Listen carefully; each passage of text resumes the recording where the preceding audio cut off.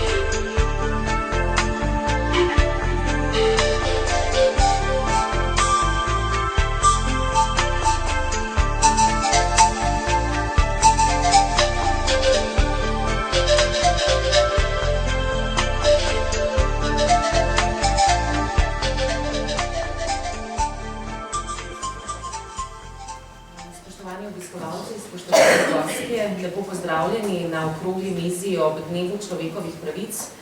Okroglo mizo pripravlja Urad varuha človekovih pravic. Urad se je odločil, da letošnji dan posveti mladim in njihovemu položaju na trgu dela. Zato okrogla miza nosi naslov Odprimo vrata mladim. Koliko vrat se je mladim v zadnjih letih zaprlo in kako jih spet odpreti? O tem bomo govorili z gosti.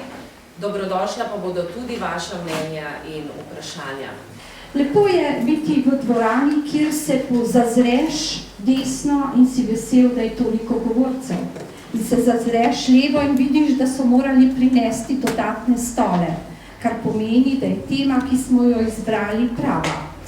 Nenazadnje je zelo zanimivo, če varuh človekovih pravic za dan človekovih pravic vzame svoje mesto in si sposodi prostor ob razstavi vrata in domuje na nek način celo dopoldne ravno tu v Etnografskem muzeju. To se mi je zdel kar lep izziv in moram reči, da velja velika zahvala tudi avtorici razstave, magistrici Poloni Sketelj, ki nas je v jutranjih urah in tudi vas bo kasneje popeljala po lepi razstavi.